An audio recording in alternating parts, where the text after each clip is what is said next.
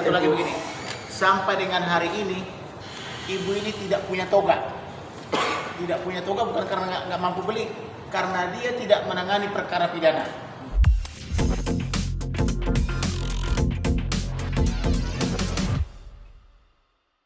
The witnesses. So all the witnesses sessions will be finished, and then we are going to expect the conclusions from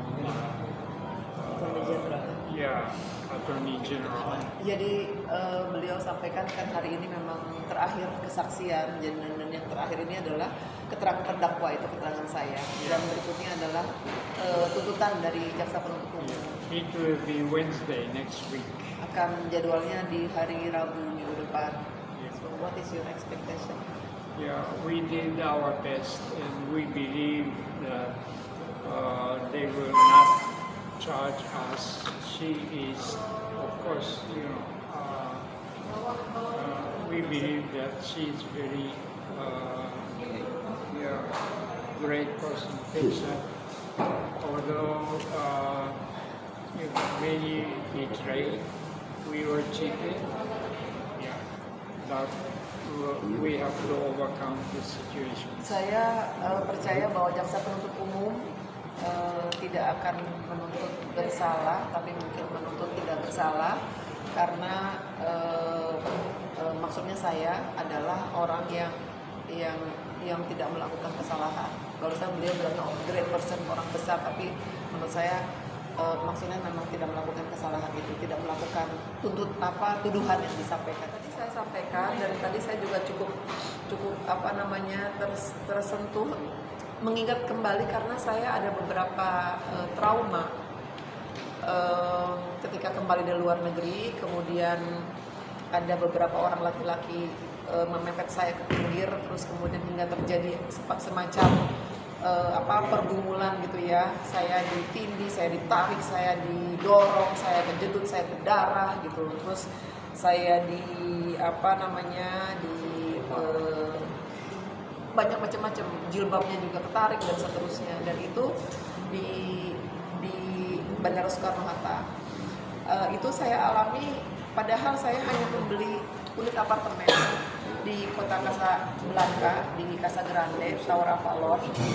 Dan kemudian saya dimenangkan, seperti tadi disampaikan, dimenangkan oleh 10 putusan termasuk Mahkamah Konstitusi, termasuk putusan PK dari Jakarta Selatan, putusan PK dari konsinyasi, putusan kasasi gitu ya. Semua juga perlawanan, semua memenangkan saya dan menyatakan saya adalah pihak yang harus dilindungi oleh hukum. Pihak yang harus dilindungi oleh hukum. Yeah, we pay the all. Ya, jadi panjang, dan kita semua bersyukur akan hal tersebut. Bahkan ada dari surat dari Dirjen HAM mengatakan jangan sampai viktimisasi kembali. Jadi jangan si victim ini, korban ini dengan alasan hukum, proses hukum, padahal sebetulnya tujuannya untuk membalas dendam. Juga sudah ada surat dari Kapolri yang menyatakan bahwa pasalnya tidak cukup unsur gitu. Jadi tadi saya jelaskan kembali ke majelis hakim karena tuduhannya adalah 7 tahun ya, 7 tahun, dan saya sedih sekali gitu. Saya sudah menang dan sudah dikirimkan surat oleh Dirjen HAM, oleh Komnas Perempuan, bersurat ke Jaksa Agung, ke Kejati, ke Kajari, dan juga Komnas HAM, bersurat kepada majelis, kepada Mahkamah Agung RI. Saya sudah dimenangkan, kenapa justru saya diviktimisasi lagi gitu. Dan juga saya agak sedikit, bukan sedikit ya, saya cukup trauma. Untuk sementara saya tidak mau melihat dulu Polda Metro Jaya, saya tidak mau mengenal di Soekarno-Hatta gitu. Dan setiap hari saya sidang, sampai saya turun beberapa kilo. Setiap hari saya sidang sampai kadang-kadang jam 11, kadang-kadang jam 9. Dan itu cukup berat. Saya tidak ada waktu untuk berkomunikasi dengan penasehat hukum. Saya tidak ada waktu bahkan untuk melakukan ibadah keagamaan saya seperti rutinitas saya. Kembali ke rutan Pondok Bambu itu sudah malam dan besok paginya harus berangkat gitu. Itu saya pun sudah merasa saya diperlakukan secara tidak adil. Padahal saya sudah menang. Saya berharap jaksa penuntut umum tidak menuntut saya bersalah karena sampai dengan sekarang tidak ada saksi yang menyatakan, satupun saksi dari 12 saksi fakta yang menyatakan saya menyuruh seseorang untuk bersumpah palsu, atau saya memberikan kuasa untuk bersumpah, atau saya sendiri bersumpah di Pengadilan Negeri Jakarta Selatan pada tanggal 4 Mei 2020 itu tidak ada satu saksi yang mengatakan seperti itu. Mungkin lebih banyak. Baik, begini ya. Jadi hari ini pemeriksaan terdakwa. Dari acara pemeriksaan terdakwa itu tidak ada satupun pertanyaan jaksa menyangkut pokok perkara.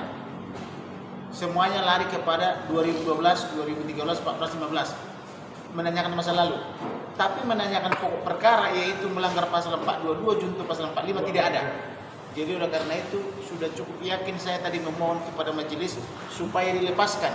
Tapi majelis bilang sampai ada penetapan berikutnya, katanya gitu. Jadi seperti itulah kondisi klien saya ini, dan mohon dukungan kalian yang muda-muda.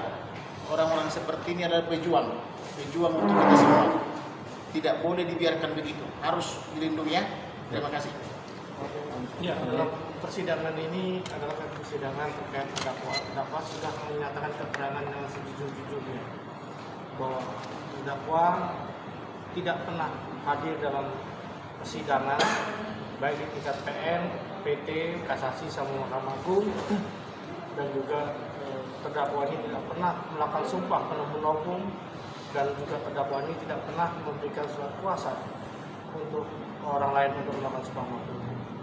Begitu juga dengan keterangan ahli kemarin, dari ini menyatakan bahwa terdakwa ini tidak bisa dikenakan pasal 242 ayat 1, termasuk juga dengan pasal penyertaannya, karena memang tidak ada surat kuasa untuk melakukan sumpah penuntut umum kepada orang lain. Dengan demikian sudah sepatutnya lah tuntutan jaksa untuk tidak menuntut terdakwa ini dan membebaskan terdakwa. Nah, memang faktanya seperti itu, dan kami kemarin juga sempat melakukan protes keras terkait dengan ahli majelis hakim, salah satu anggota di mana telah memberikan suatu pernyataan yang menunjukkan terdakwa ini bersalah. Terdakwa ini sudah melanggar pasal yang dituduhkan, Memihak ya. dan memihak. Itu dilarang, hakim dilarang memberikan suatu pernyataan yang sifatnya memihak, tidak adil dan tidak profesional. Baik. Ya.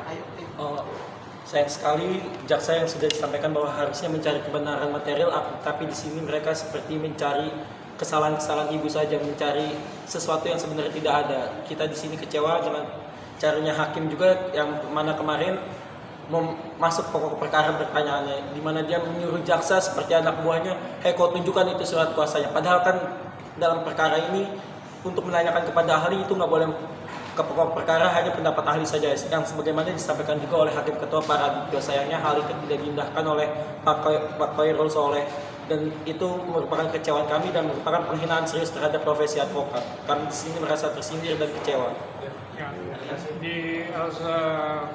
As a Japanese, I'm Japanese, I would like to ask President of Indonesia to save us. This kind of injustice is not good for Indonesia. There will be a lot of people who will suffer. Saya sebagai seorang warga negara Jepang, saya meminta kepada Bapak Presiden untuk membantu kami karena ini adalah tidak adil. Yeah. What else? That's all. Please save us. Terima kasih. Jadi satu lagi begini, sampai dengan hari ini ibu ini tidak punya toga. Tidak punya toga bukan karena nggak mampu beli, karena dia tidak menangani perkara pidana. Sementara hakim itu tadi malam sama jaksa itu udah 21 tahun buka kantor, masa tidak pernah ke pengadilan? Ibu ini memang pengacara korporat, tidak pernah bersidang-sidang seperti kita ini. Jadi inilah pertama kali ibu ini langsung tiap hari di pengadilan ini, ya. Oke. Iya.